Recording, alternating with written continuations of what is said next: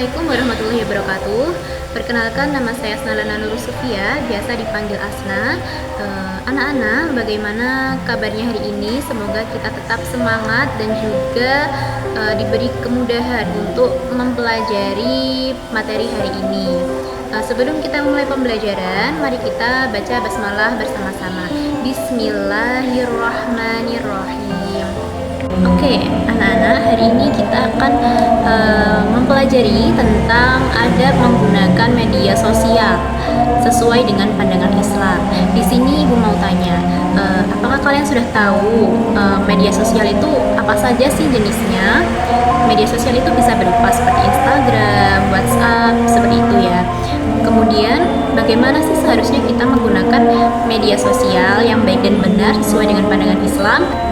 Yang pertama, ada pengertian dari media sosial. Pengertian media sendiri secara sederhana berarti media itu adalah alat komunikasi. Sedangkan menurut KBBI, media secara harfiah berarti alat atau sarana komunikasi seperti koran, majalah, radio, televisi, film, poster, maupun spanduk.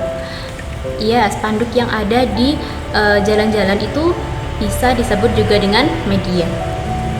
Kemudian pengertian dari sosial. Sosial itu apa sih, Bu? Sosial itu adalah interaksi antara individu satu dengan individu lainnya.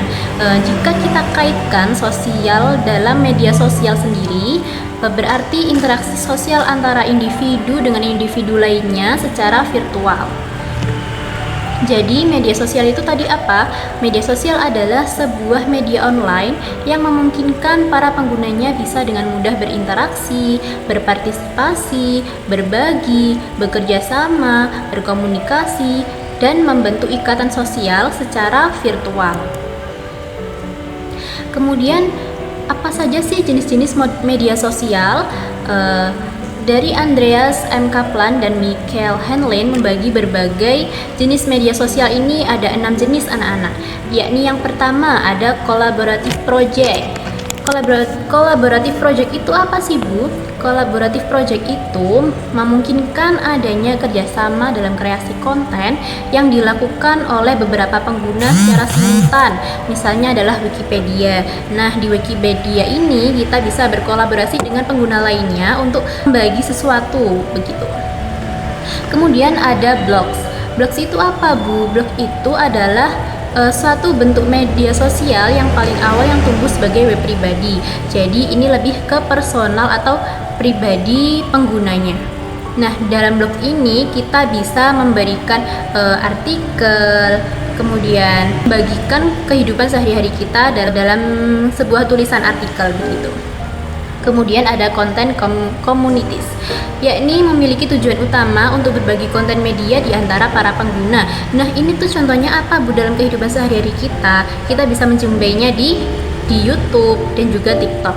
Di YouTube tersebut bisa ada konten-konten seperti memasak, konten-konten seperti menyanyi, berbagi pengetahuan, dan juga di TikTok juga seperti di YouTube begitu ya. Kemudian yang keempat ada social networking sites. Yang keempat ini tuh apa, Bu? Memiliki tujuan utama untuk berbagi konten media di antara para pengguna yang mengunjungi profil pengguna seperti itu. Jadi contohnya mungkin kita sering temui ya, ada Instagram, ada WhatsApp ataupun dan juga Telegram. Oke, sekarang kita lanjut ke jenis media sosial yang berikutnya, yakni ada virtual games world. Apa, Bu, virtual games world itu? Virtual games world adalah platform yang mereplikasi lingkungan ke dalam bentuk 3D. Ciri-cirinya bagaimana? Dunia virtual yang mereplikasikan lingkungan 3D. Kemudian pengguna bisa muncul dalam bentuk avatar yang diinginkan. Kemudian berinteraksi dengan orang lain selayaknya di dunia nyata. Contohnya itu seperti apa, Bu? Seperti game online. Game online-nya seperti apa? Seperti ini, seperti game online Minecraft. Kemudian ada virtual social worlds. Nah, ini tidak jauh beda dengan virtual games world tadi, tapi kalau virtual social worlds ini kita lebih ke memilih perilaku secara bebas dan untuk hidup dalam bentuk avatar. Jadi kita bisa hidup layaknya manusia biasa di dunia real atau di dunia nyata seperti ini, tapi kita mengaplikasikannya dalam bentuk avatar di social worlds itu, virtual social worlds. Ciri-cirinya seperti apa, Bu? Ciri-cirinya itu adalah aplikasi yang mensimulasikan kehidupan nyata melalui internet, pengguna berinteraksi dalam platform 3 dimensi, lebih bebas dan juga lebih ke arah kehidupan yang bisa kita imajinasikan. Contohnya itu seperti apa, Bu? Contohnya adalah seperti Second Life. Kemudian fungsi media sosial. Fungsi media sosial itu apa, Bu? Yang pertama ada memperluas interaksi sosial. Ketika kita menggunakan media sosial, pastilah kita bisa memperluas jaringan interaksi sosial kita. Bisa mulai dari Sabang sampai Merauke, kita bisa menemui berbagai macam orang di media sosial. Kemudian ada menciptakan komunikasi dialogis antara sesama pengguna. Kemudian melakukan transformasi manusia yang dulunya kita pemakai isi pesan, sekarang berubah menjadi pesan itu sendiri. Nah, kemudian fungsi media sosial antara lainnya adalah sebagai media komunikasi antara pengusaha ataupun tokoh masyarakat dengan pengguna media sosial lainnya. Oke, kita lanjut. Kemudian ada tujuan media sosial. Tujuan media sosial itu apa saja sih, Bu? Di sini ada 4 ya.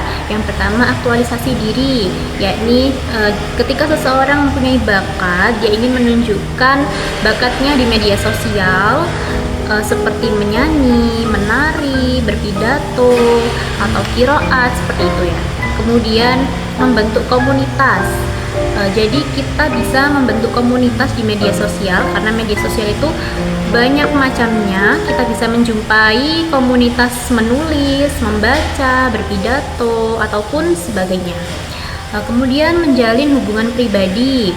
Nah, ini bisa menjadi tujuan media sosial karena kita bisa mengunjungi profil orang-orang di media sosial secara pribadi. Kemudian yang terakhir ada media pemasaran. Nah, di era digital sekarang ya anak-anak, media sosial ini sudah ramai menjadi media pemasaran karena banyak sekali yang menggunakan media sosial begitu untuk memasarkan produk mereka. Maka hal itu juga bisa menjadi potensi bagi pengusaha atau pebisnis dalam memasarkan produk mereka. Nah, selanjutnya kita akan membahas tentang dampak dari media sosial. Di sini ada dampak positif dan juga dampak negatif. Mari kita bahas.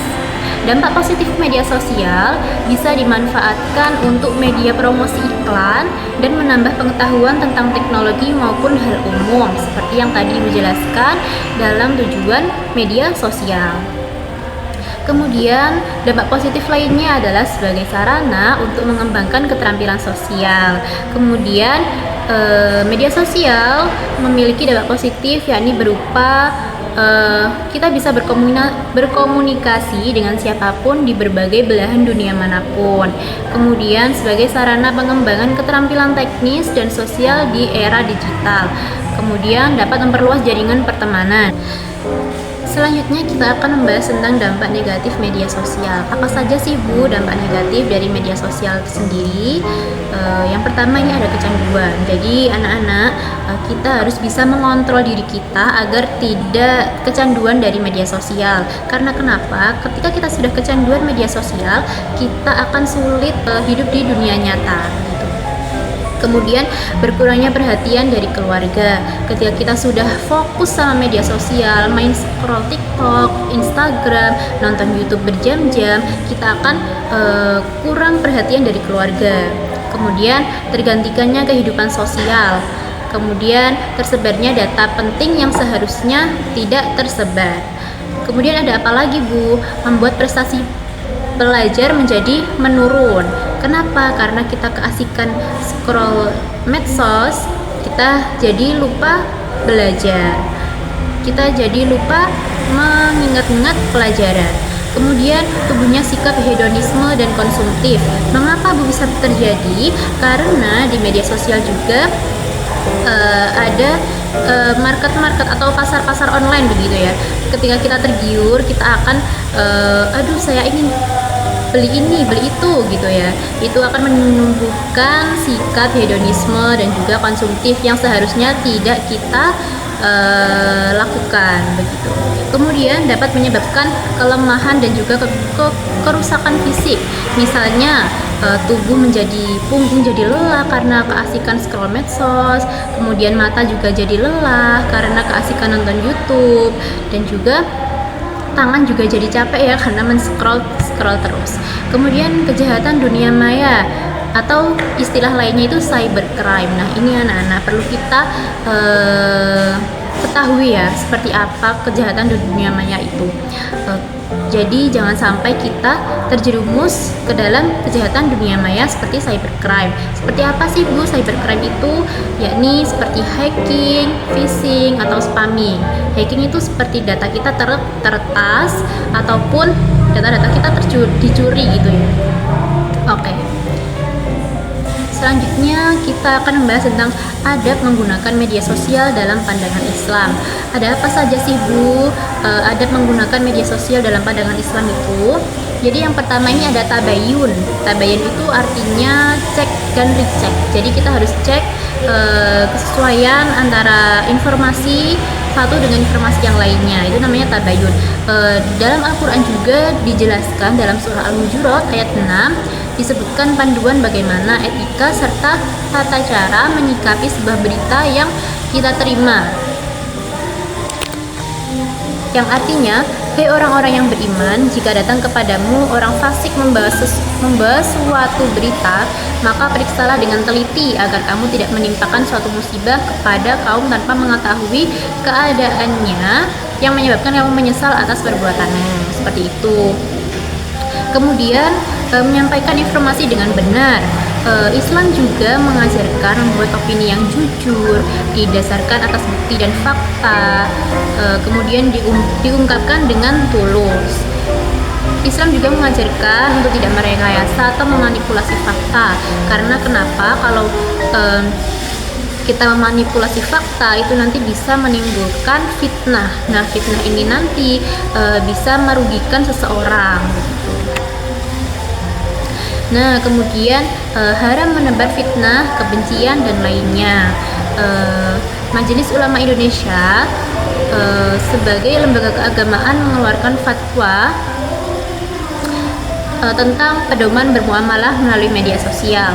Dalam fatwanya itu ada beberapa poin. Yang pertama, tidak melakukan ghibah, fitnah, namimah atau adu domba dan menyebarkan permusuhan. Kemudian tidak melakukan bullying, ujaran kebencian dan permusuhan berdasarkan suku, ras maupun golongan. Yang ketiga, tidak menyebarkan hoax. Hoax itu apa Bu? Hoax itu berita yang tidak benar, berita yang kebenarannya belum diketahui. Kemudian menyebarkan materi pornografi, kemaksiatan dan segala hal yang terlarang secara hukum syariat. Kemudian menyebarkan konten yang benar tapi tidak sesuai tempat dan waktunya. Kemudian adab menggunakan media sosial dalam pandangan Islam itu juga harus untuk sebagai amar ma'ruf nahi mungkar, yakni dengan menjamin kebebasan berekspresi. Jadi kita tidak boleh egois terhadap pendapat kita sendiri begitu. Kemudian selanjutnya tidak digunakan untuk mengolok-olok orang lain.